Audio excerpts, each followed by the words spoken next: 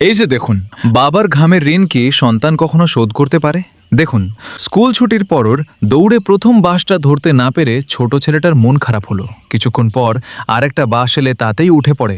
একরকম গন্তব্যে পৌঁছানোর আগে বাসের জানালা থেকে সে দেখে এক হৃদয় বিদারক দৃশ্য। তার বাবা হাড় ভাঙা খাটুনি খাটছে, ভারী বস্তা টানছে। বাস থেকে নেমেও বাবার এই অমানসিক কষ্ট দেখে ছেলেটি তার চোখের পানি ধরে রাখতে পারল না। তা ছেলেটি কাঁদতে কাঁদতে বাসায় ফিরে সে একটা বড় সিদ্ধান্ত নিল। কাঁধের ব্যাগটা নামিয়ে জমানো মাটির ব্যাংকটা হাতে নেয়। হাতুড়ি দিয়ে ব্যাংক ভেঙে জমানো সব টাকা এক জায়গায় গুছিয়ে নেয় সে। আর বাবার কষ্ট একটু কমাবে বলে রাস্তায় মানুষের ওজন মাপার মেশিন নিয়ে বসে পড়ে ছেলেটি।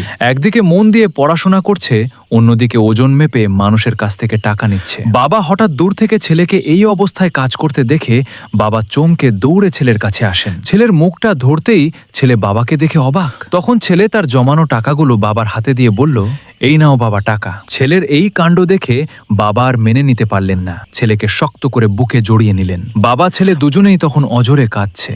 আসলে বাবা আমাদের নিজেদের সবকিছু দিয়ে আমাদের ভালো রাখেন। ভিডিওটি আপনার মন ছুঁয়ে গেলে এখনই এটি লাইক শেয়ার করে বাবাকে ভালোবাসলে কমেন্টে শুধু লিখে দিন, ভালোবাসি বাবা।